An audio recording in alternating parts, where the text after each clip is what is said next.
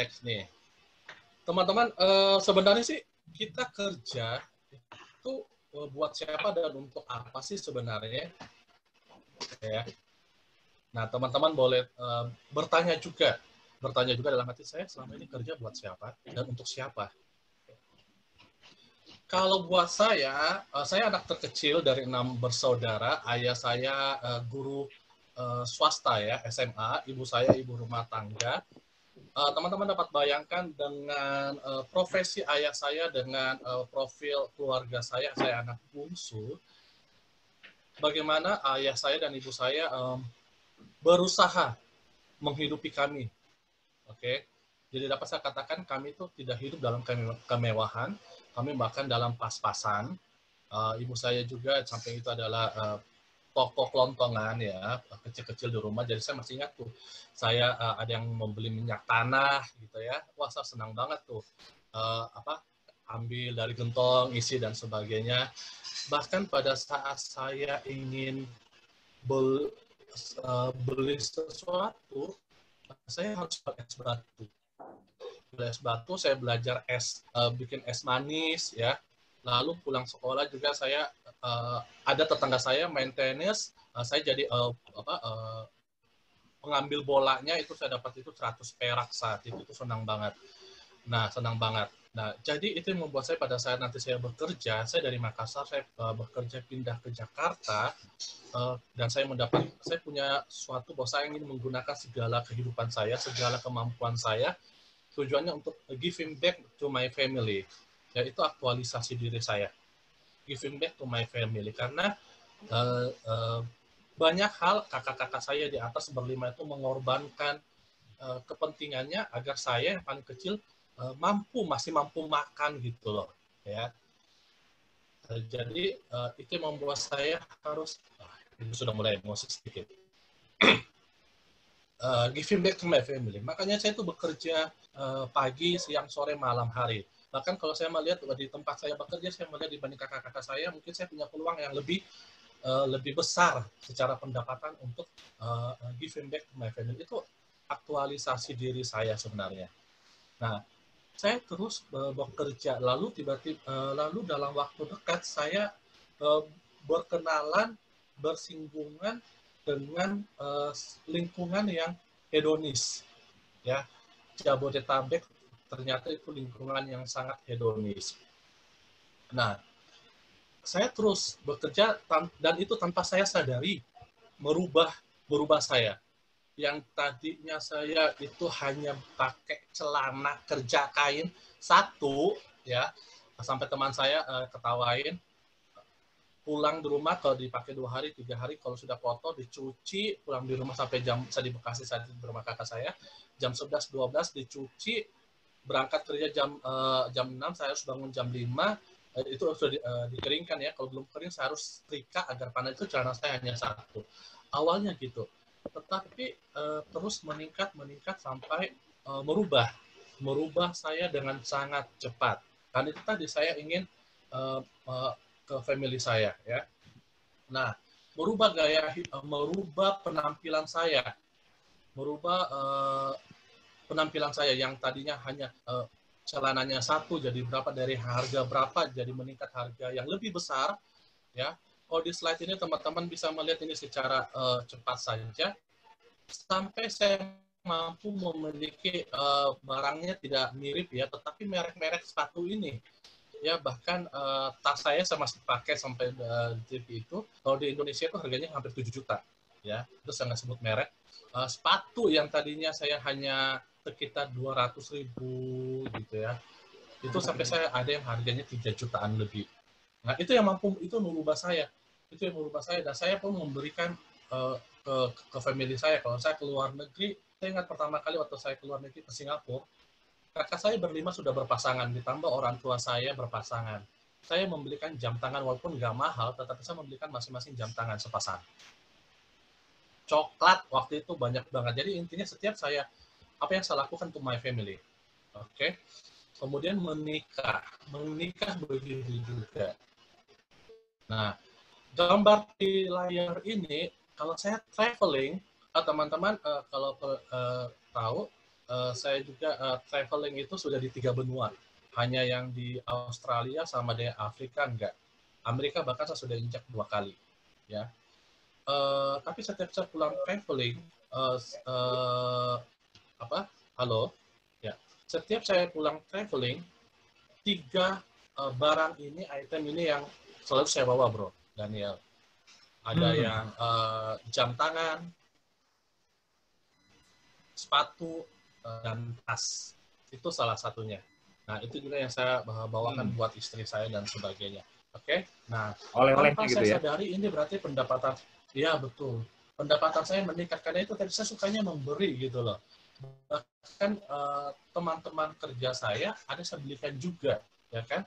Waktu saya ke Eropa, saya belikan tas, saya belikan shawl dan sebagainya. Dan itu nggak murah. Yeah. Artinya saya ingin diterima di masyarakat, ya. Tanpa sadar, hidup saya itu sangat-sangat nikmat, teman-teman. Oke. Ini ada sedikit mengganggu. Slide saya Anda ini ya, Bro. Oke. Ya. Oke. Nah, sebenarnya teman-teman lihat di layar bahwa hidup saya itu meningkat. Saya menikmati hidup saya. Ada sebuah kebanggaan tersendiri, prestis. Wow, saya di lingkungan saya diterima. Saya diterima dengan baik. Orang-orang melihat saya penampilan dari atas sampai bawah. Kalau mau dibilang-bilang, saya dari atas sampai bawah bisa keluar itu 10-15 juta. Ya bagi saya, bagi orang yang melihat itu mahal, mungkin bagi orang yang pendapatannya lebih besar dari saya, biasa ya, tapi bagi saya saat itu, keren banget ya. Gitu. Oke? Itu kalau yang di pengakuan gitu ya. Iya, pengakuan, dan itu membuat saya lebih percaya diri. Saya lebih diterima. Penampilan saya dari atas sampai bawah, belum dengan yang misalkan di dalam tas saya ya. Dalam tas saya, hitungin aja. Misalkan jam tangan saya 2-3 juta, sepatu 3 juta, tas sudah 7 juta, itu sudah 13 juta, ya kan? Belum yang di dalam gadget, not berapa, ada 2 atau 3. Ya, ikat pinggang saya saja itu harganya hampir 1 juta, itu dulu. Dompet saya itu hampir 2 juta. Wow. Jadi hampir 20 juta sekali saya keluar rumah itu. Maksudnya, tapi itu mau serba branded gitu ya. Benar. Itu membuat saya menikmati dan prestis, orang melihat saya, dan itu meningkatkan percaya diri saya. Gitu loh. Oke. Meningkatkan percaya diri saya di masyarakat. Wah, orang lihat saya penampilannya seperti ini, oh keren banget gitu kan. Orang menerima saya. Oke. Nah, tetapi pertanyaannya, teman-teman, teman-teman juga boleh chat di room ya, Bro. Hanya bilang ya dan tidak, ya dan tidak. Kalau ternyata, apakah semakin besar pendapatan, semakin sejahtera? Nah, atau semakin kaya, semakin sejahtera? Boleh teman-teman chat, ya tidak ya. Itu. Nah. Oke. Nah, kita lihat. Tapi, menurut Bro Daniel, semakin besar pendapatan, semakin sejahtera nggak? Harusnya begitu. Harusnya begitu ya.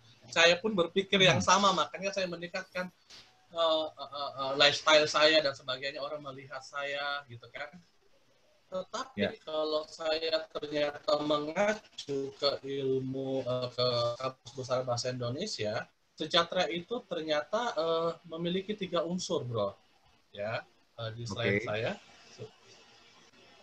Oke. Unsur ada makmur, aman, dan sentosa. Makmur itu, saya melihat diri saya sih makmur ya. Pendapatan saya semakin hari semakin meningkat. Dan juga saya merasa aman.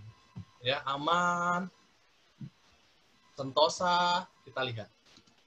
Apakah saya sejahtera, makmur, apakah saya aman, sentosa. Tenang pikiran gua gitu loh. Damai pikiran gue bisa tidur nyenyak atau enggak gitu ya. Oke. Nah, kalau berdasarkan ilmu perencana keuangan, yang kalau gue pengen sejahtera, seharusnya begini, Bro. Ada 7 pos keuangan: pajak, amal, dana darurat, pos hutang, investasi, proteksi, biaya hidup.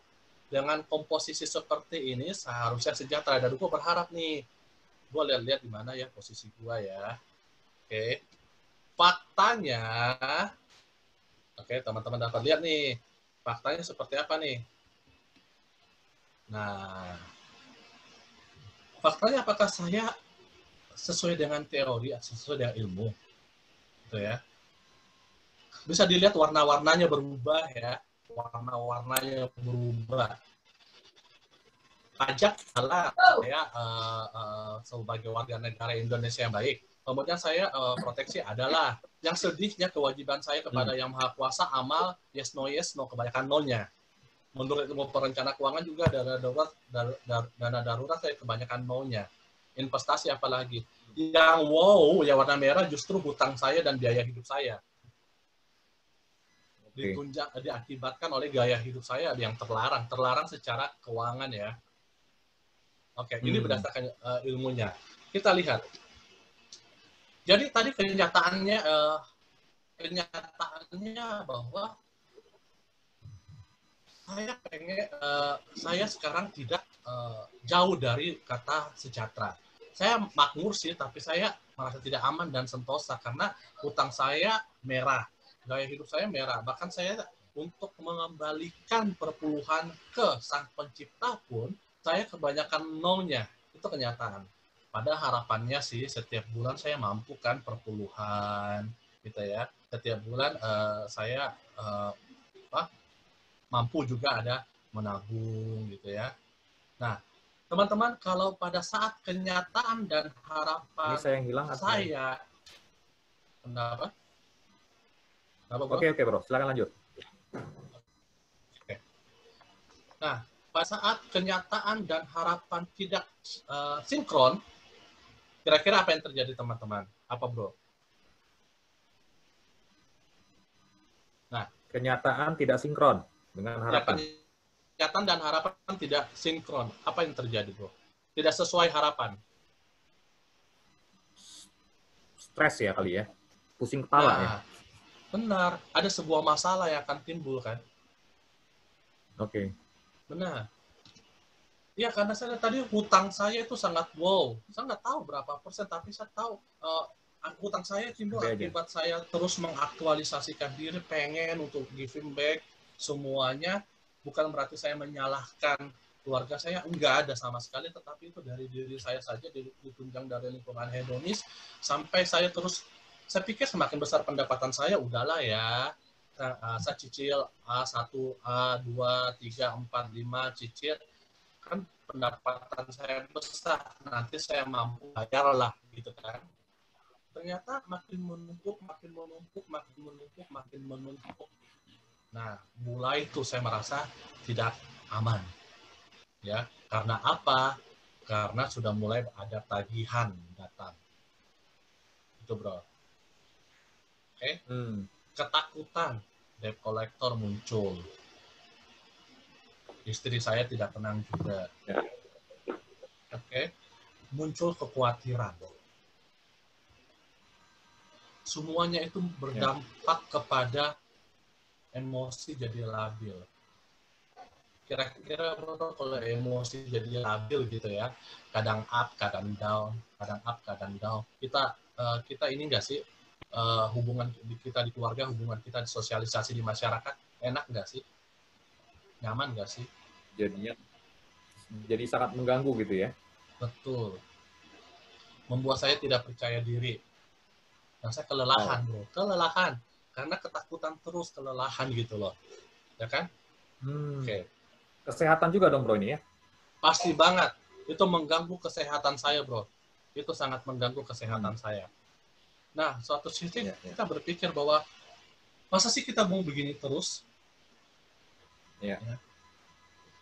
Sampai kapan kita tidak merasa aman?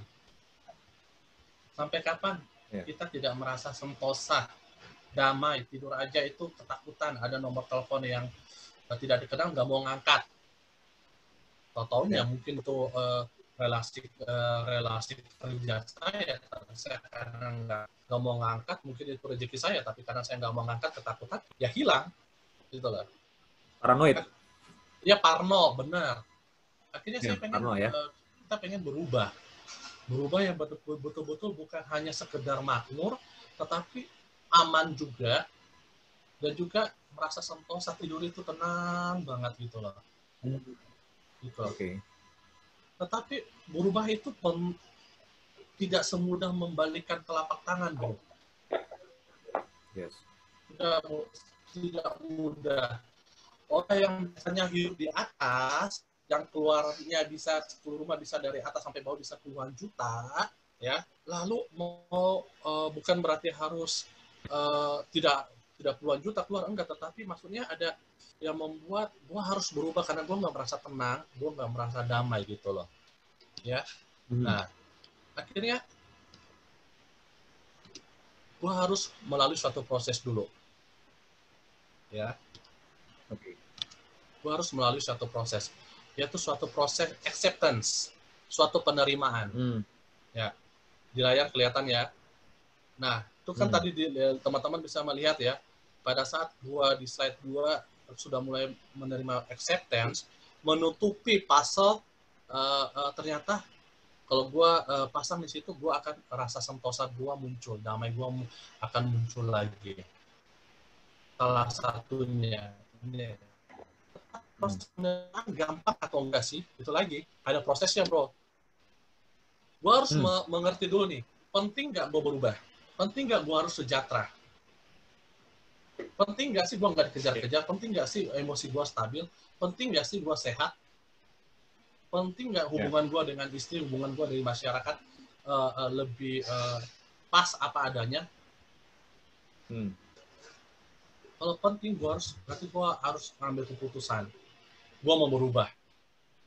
Bukan buat gua saja, karena kalau gua mampu berubah, gua mampu juga merubah istri saya, gua mampu merubah keluarga saya. Karena kita nggak bisa menuntut orang berubah duluan kalau kita nggak berubah, bro. Ya lu harus berubah dari nih, bla kita bla dulu bla. ya. Iya, kita kayak nunjuk satu orang nih, tapi 3 jari kan ke kita gitu loh. Gua harus berubah, Saya tapi jadi 3 ingat jari mama ke saya. gua harus berubah duluan. Jadi, gitu ya. Nah, tetapi pada saat mau berubah dan keputusan untuk berubah, jangan lupa ada harga yang harus saya bayar. Ada harga yang harus kami bayar. Menebus kesalahan ceritanya, bro. Tidak bisa langsung yang jadi hitam jadi putih, enggak. Dia melalui proses dulu ya. Misalkan nih kalau yang air keruh, dia dikasih saat untuk menjernihkan gitu ya, pelan-pelan, dia tidak langsung jadi jernih.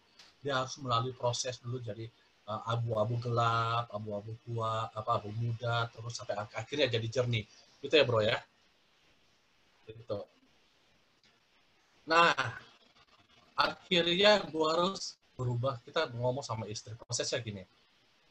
Kita mengakui, ada satu pengakuan bahwa ada yang salah nih. Ada yang salah, kita harus akui. Ada yang enggak benar. Lalu itu disampaikan dalam berbicara dengan pasangan. Saya berbicara dari istri saya dari hati ke hati. Nggak bisa dengan emosi. Tentunya kita mendekatkan diri sama Sang Maha Pencipta, sama Tuhan ya. Biar dikasih suatu hikmat, dikasih suatu ketenangan untuk berbicara dari hati ke hati. Karena berbicara uang itu sangat sensitif.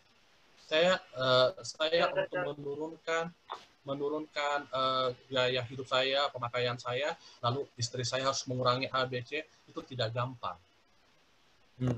Itu sangat tidak gampang. Lalu dalam prosesnya tidak boleh saling menyalahkan, karena dua-duanya berperan dalam hal ini. Itu harus saling mendukung satu dengan yang lain ya.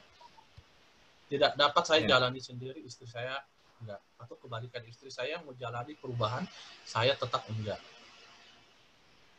Gitu. Jadi kalau memang mau berubah diri dulu, lalu bicarakan ke istri, yuk ada ini.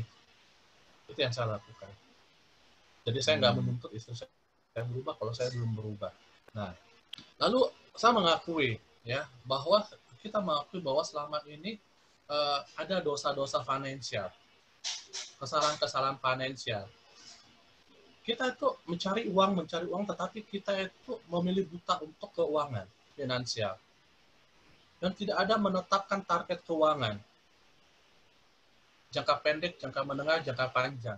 Taunya hanya cari uang, habis itu dapat gaji, dapat pendapatan, pakai belanja A, B, D, C. Gitu. Oke? Sama, tidak menggunakan uang dengan bijaksana.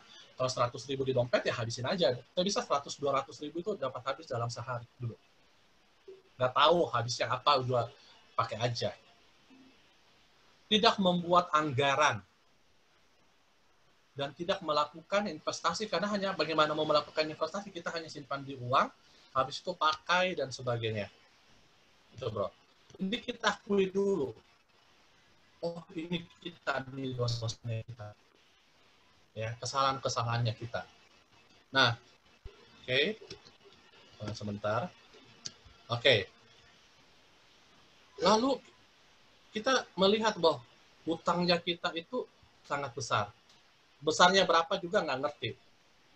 Oke. Bro, di layar kelihatan ya slide saya, bro? Kelihatan, bro. Oke. Ya, oke. Hutang sangat besar. Tabungan minus. Tabungan itu hanya lewat, bro. Tabungan hanya lewat. Pendapatan masuk, pakai bayar ini, belanja semuanya. Itu akhirnya jadi minus. Jangankan 1 rupiah, itu minus. Kan bayar hutang kayak lebih besar pasak daripada tiang. Yang diakibatkan oleh gaya hidup saya yang terlarang secara, bukan terlarang secara agama ya, terlarang secara finansial. Karena gaya hidup saya itu sangat besar ya. Ya itu tadi yang saya sudah ceritakan di belakang. Tanpa sadar, karena saya pikir gaji saya besar, pendapatan saya besar, berkeluarga juga pendapatannya kami besar, berdua, pakai terus cicil A, B, C dan sebagainya, gampang lah, ya kan? Tapi lama-lama kok jadi menumpuk ya. Yang menumpuknya kok hutangnya, bukan tabungannya. Bukan tabungannya. Kita mengakuin ini dulu, ini ya bro. Ya. Itu. Nah, pada saat ini setelah kita mengakui, kita pengen tahu nih, ya. Maaf, ada masalah. Nah, ini. Jadi kita harus ngakuin nih gitu, bro. Ya, kalau kita mau turunkan gaya hidup, yang tadi Bro Daniel tadi sudah singgung di awal ya. Oke, kita mengatakan kita nggak harus malu kok menurunkan gaya hidup kita. Gitu. Karena menurut ilmu fisika, tekanan berbanding lurus dengan gaya.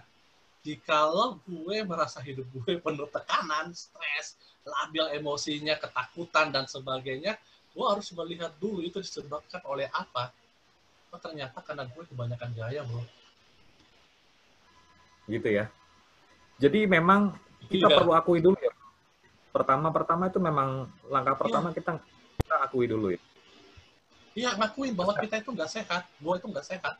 Nggak sehat keuangan. Iya, nggak sehat. Lalu pada saat gue memutuskan untuk sehat, ya gue harus mengakui bahwa yang membuat gue nggak sehat ternyata adalah gaya hidup gue. Gitu loh. Ya kan? Yang selama ini, lalu gaya hidup gue itu membuat gue tidak sehat selama ini. Oke? Nah. Nah, gini loh. Gue pengen mengambil satu langkah ya. Oke, kita mulai minimalkan hutang lah. Ya. Minimalkan hutang. Tapi begini bro, sebelum saya ke sini saya ingin katakan sesuatu. Pada saat gue mau menurunkan gaya hidup gue, ya, itu tidak mudah. Jadi yang selama ini gue mulai prosesnya itu pelan-pelan ya. Oke, gue sudah turunkan kok gaya hidup saya. Kita kembali ke sini slide-nya. Saya sudah makannya hanya 50.000 sekali makan, gue udah kurangin kok 30.000, ya kan? Nah gue pikir bro, gue itu normal gaya hidup gue, dan gue pikir gue sudah turunin dari 50.000 sekali makan dari 30.000, gue pikir udah normal, aman-aman aja. Jadi selama ini gue pikir itu normal dan tidak berlebihan. gitu loh, ya kan? Dan dalam prosesnya tidak gampang, gue kadang-kadang masih ada penolakan. Gue udah turun nih, gue udah nggak belanja lagi, nggak belanja A, B, C, dan D, udah turun nih. Nah, itu masih ada unsur penolakan dalam diri gue sama istri. Nggak semudah itu, ya kan? Lalu pada saat kita sadar, oh iya, ternyata apa yang gue pikir selama ini normal, masih normal, gue udah kurangin, ternyata itu belum normal.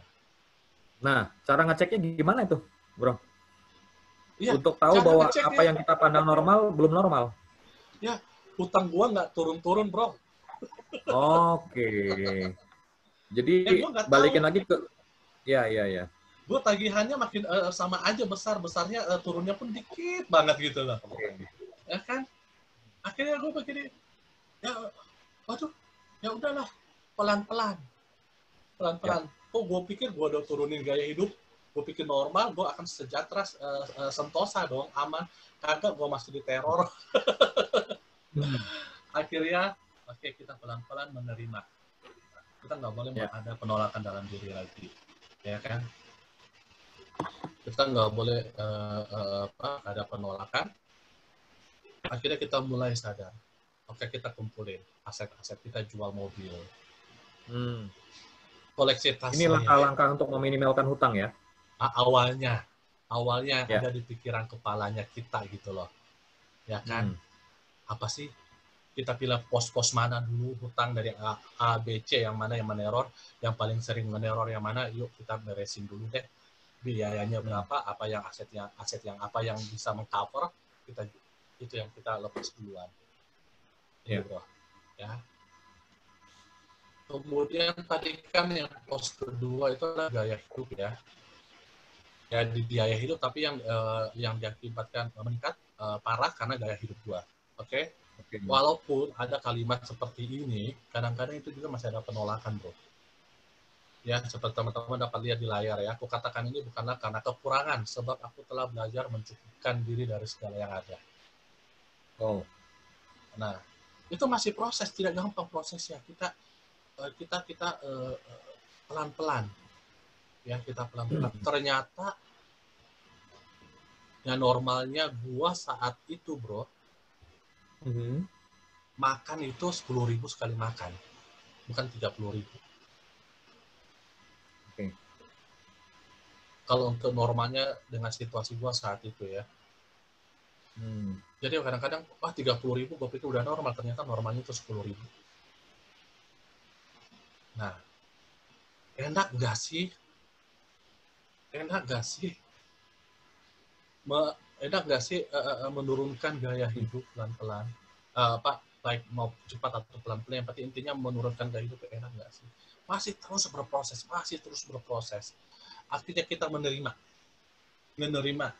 Ya, kita sudah jual barangnya kita menerima, ya, nggak ada penolakan lagi.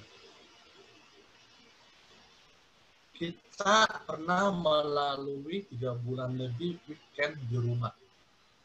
Kan menghabiskan uang itu di rumah banyak ya. Menghabiskan uang itu pada weekend itu yang lebih banyak. 3 bulan lebih, sampai kalau mami saya di Surabaya menelpon, kita atau orang tua kita menelpon, kita ngomongnya baik-baik aja, kita ketawa-ketawa. Kebetulan saya dengan istri saya adalah orang yang suka ketawa ya. Jadi mulai menerima apa adanya.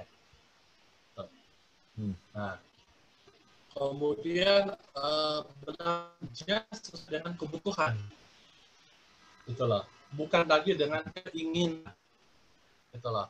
Kalau ternyata baru saja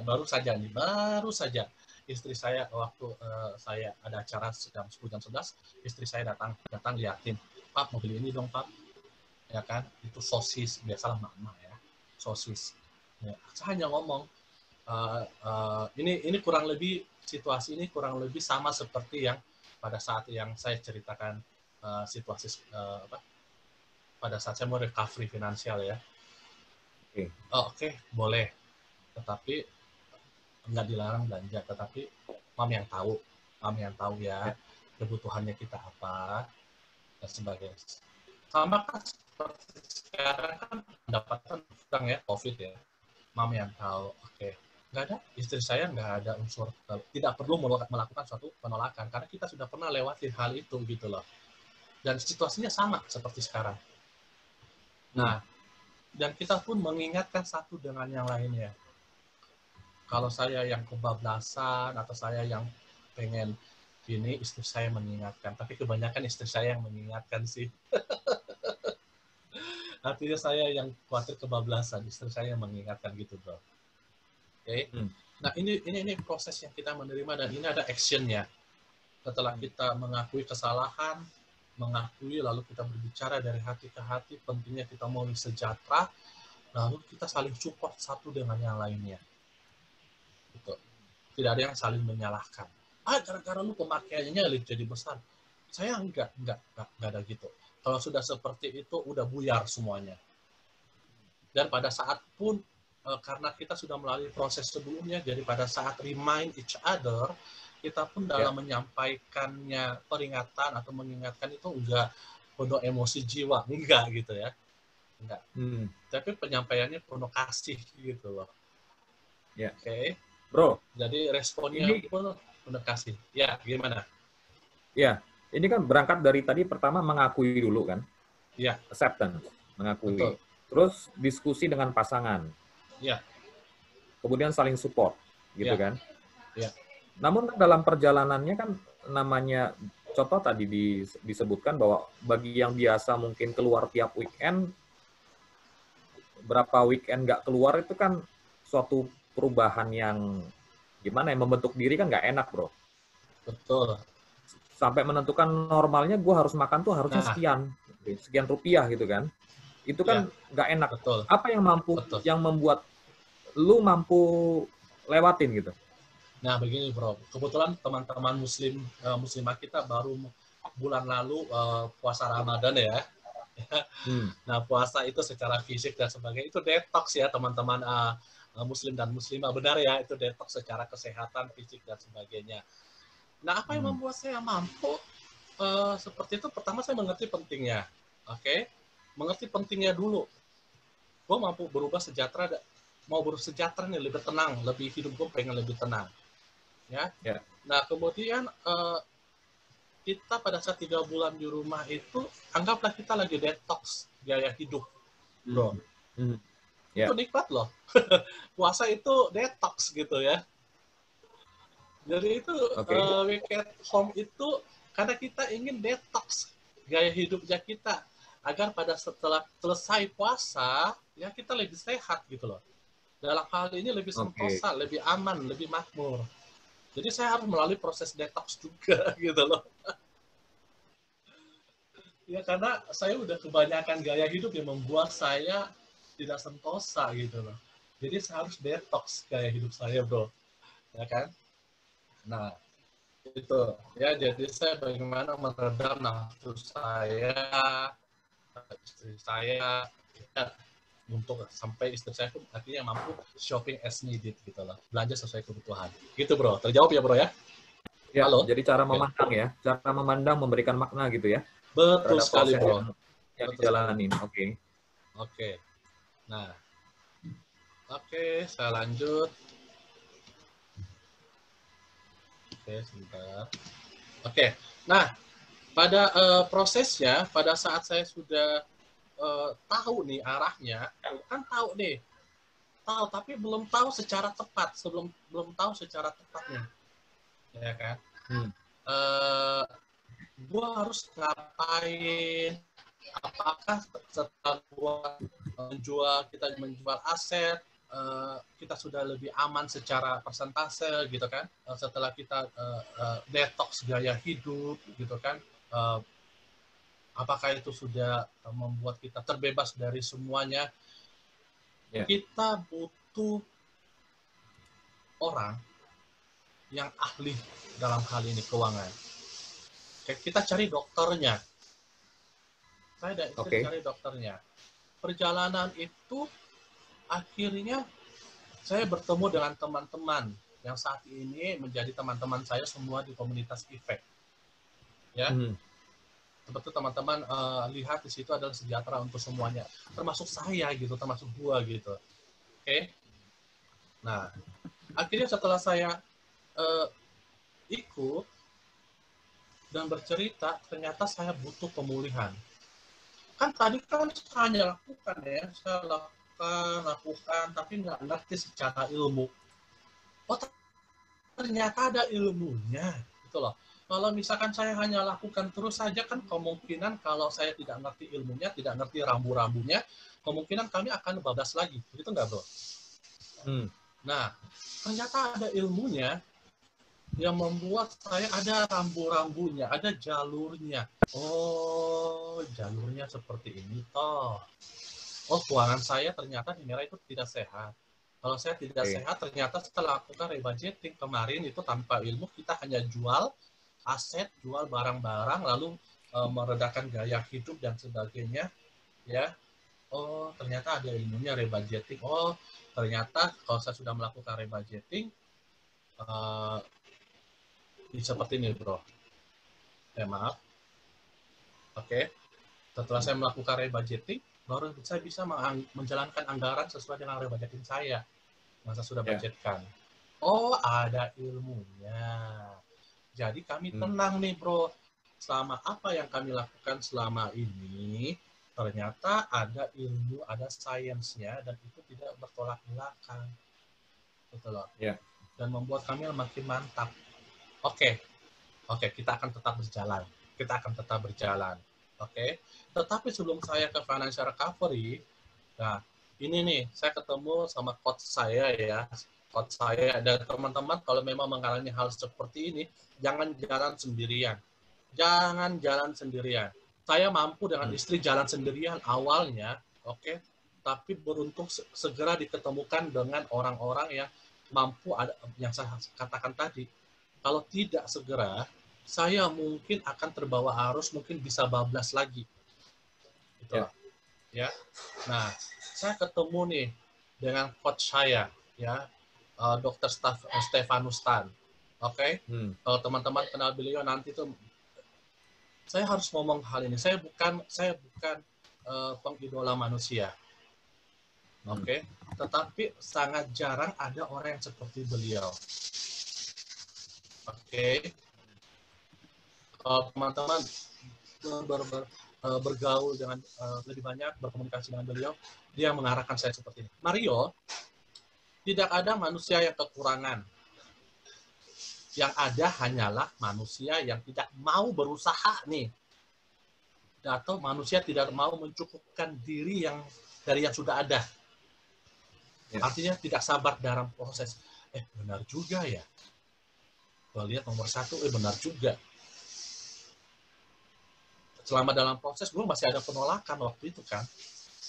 Gue kurang berusaha keras untuk menerima bahwa gue punya utang besar. Untuk menerima, untuk gaya hidup gue diturunin. Gaya hidup kami diturunin. Ternyata hanya ada manusia yang tidak mau berusaha, dan itu gue sudah alami. Atau bahkan tidak mau mencukupkan diri yang sudah ada. Tidak sabar dalam proses ini terus berlanjut, bro. Kan? Nah, maaf yang kedua ini saya ada lupa nih. Setiap manusia maksudnya ya, setiap manusia dipanggil menjadi bendahara yang baik bagi dirinya sendiri dan keluarganya. Gue langsung pikir, benar juga ya. Pada saat gue mulai tahu tentang anggaran, menganggarkan berapa yang gue butuhkan sebenarnya, ya kan? Ternyata masih ada sisanya, masih ada yang kami dapat pakai, masih ada yang kami dapat sisihkan dan sebagainya, gitu, ya kan? Jadi pada saat gue sudah jadi bendahara yang baik, itu menular ke istri gue gitu loh. Ya kan, gue bilang sama istri gue, dulu 100.000, 200.000 ya, dalam sehari bisa habis. Sekarang gue waktu sebelum work from home, gue hanya dikasih 200.000 untuk 6 hari kerja, untuk biaya makan. Kalau transportasi ada online dikasih 50.000, ada untuk naik Transjakarta 50.000 gitu kan. Nah, itu maksudnya, bro. Saya Bayangin, seperti dari ini. sehari jadi kurang lebih seminggu. Nggak Ya, ada. karena gue mampu mencukupkan diri dengan yang ada gitu loh. Ya. Oke. Nah, jadi gue menjadi bendahara yang baik, istri gue juga akhirnya Ini satu. ketularan tanpa gue harus menuntut. Gitu. Yes. Oke. Nah, ngomong-ngomong tadi ya soal naik dari yang jual mobil, lalu naik Transjakarta pada akhirnya kan ya, mencukupkan diri yang ada. Ternyata naik Transjakarta itu nikmat gitu kan. Gua dapat tidur, gitu, nggak capek di jalan. Selama kita mau berusaha nih, berusahanya bagaimana agar kita dapat tempat duduk. Saya waktu itu saya antrinya lebih cepat datang karena antriannya panjang, jadi saya sabar dalam antrian, sabar dalam proses mengantri, ya kan? Hal-hal seperti itu, bro, ya kan? Nah, yang ketiga, rezeki baru akan ditambahkan jika kita sudah menjadi bendahara yang baik. Iyalah, gue berpikir pada saat gue dikasih income sekian, gue sudah mampu kelola dengan baik dan sebagainya. Tuhan melihat, oh lu udah mampu ya kelola dengan baik. Ya rezeki ada aja loh datang, bro. Walaupun saat itu adalah kita harus menurunkan gaya hidupnya kita dan sebagainya, kita masih mampu makan. Kita masih mampu menikmati hidup, masih mampu bersosialisasi dengan tidak stres tentunya, ya kan? Kita masih mampu melakukan aktivitas-aktivitas seperti biasa. Ya, itu rezeki semua. Kita diberi kesehatan yang baik, gitu kan? Itu. Nah, terakhir, kalau setiap bendahara yang baik itu melakukan pencatatan, kan tugasnya bendahara kan itu mengamankan arus kas dan sebagainya ya, apa yang dapat bisa belanja hari ini, besok, sebulan, 2 bulan, 1 tahun, 2 tahun, tujuannya seperti itu ya kan, bro ya? Ya. Oke, ini bro. Nah ini contoh-contoh yang teman-teman dapat lihat di layar ya. Ini yang saya lakukan dalam saat financial recovery. Kan nggak di layar, bro. Ya. Oke. Gua ada catatan arus kas, keluarga, ada bagaimana menciptakan laporan neraca keuangan. Ini ada semua di kelas financial recovery-nya Effect. Oke. Ini bro. Oke. Nah setelah gua rebudgeting, lalu menjalankan anggaran, kita mentor, kita evaluasi terus 1 bulan. Oh ternyata masih belum ya, 2 bulan, 3 bulan masih enggak ya. 1 tahun oh belum enggak ya. Kita sabar dalam proses. Sabar, saya ingat yang nomor 1 tadi, harus sabar dalam proses. Oke? Akhirnya tercapai.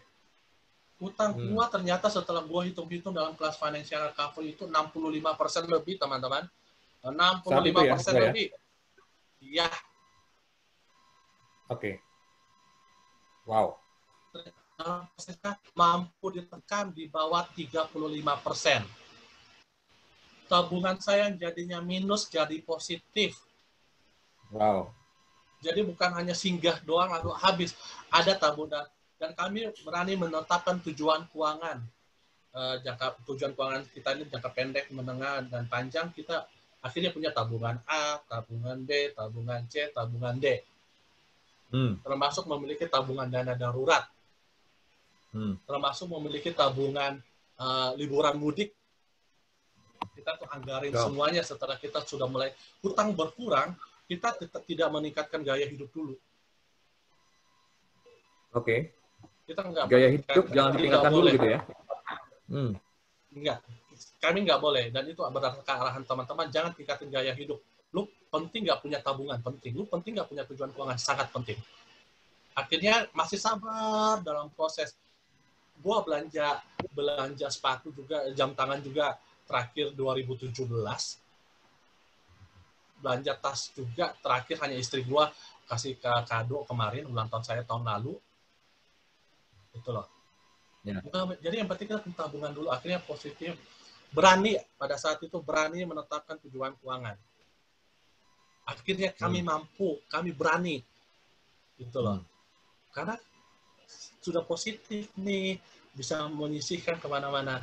Efeknya kita lebih bahagia, ya. Lebih bahagia. Saya dengan istri saya itu lebih bahagia, kan lebih bahagia lagi. Pada akhirnya mampu juga memberikan papa mama kepada mami tanpa harus hutang, ya. Tanpa harus hutang kita mampu memberikan itu. Kemudian kita lebih sehat secara fisik, secara jiwa, ya kan? Dan hubungan kami lebih harmonis. Ya.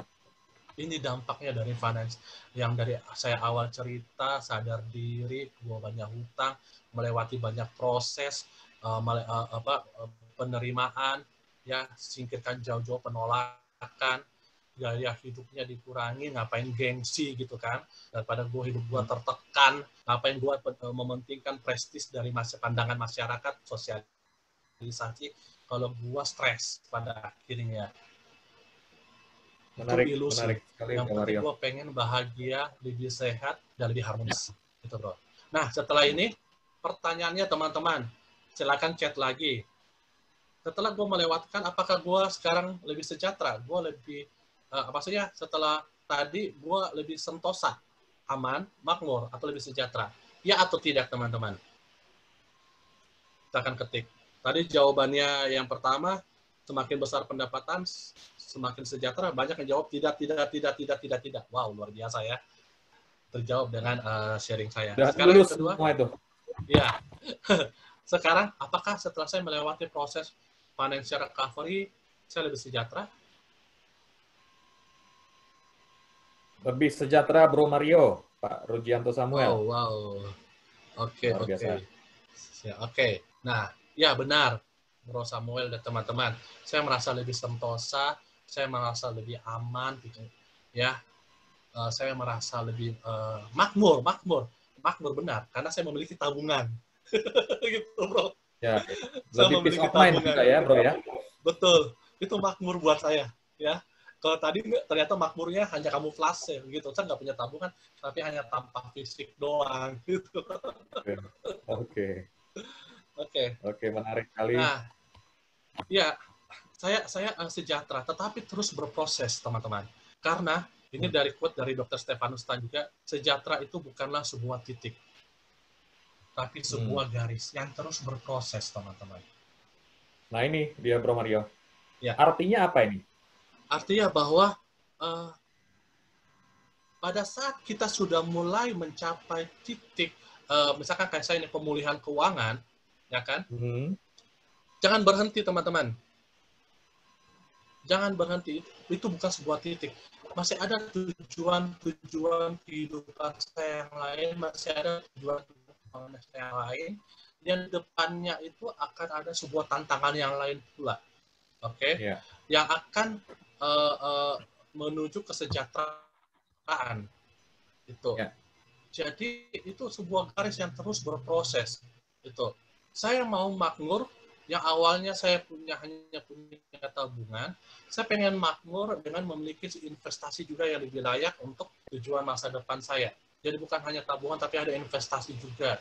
Itu loh. Saya ingin berusaha menjadi aman bahwa tujuan keuangan saya itu yang tercapai bukan hanya jangka pendek, tapi jangka menengah dan jangka panjang. Gitu loh. Sehingga saya pun sentosa sekarang, sentosa nanti, dan sentosa yang akan datang pada saat, termasuk pada saat saya pensiun. Dan itu semuanya butuh proses panjang, maka tetap ada proses penerimaan di dalamnya. Itu, Bro. Nah, itu aja sharing saya, Bro, teman-teman semuanya. Terima kasih. Ya. Bro Mario. Saya stop sharing saya ya.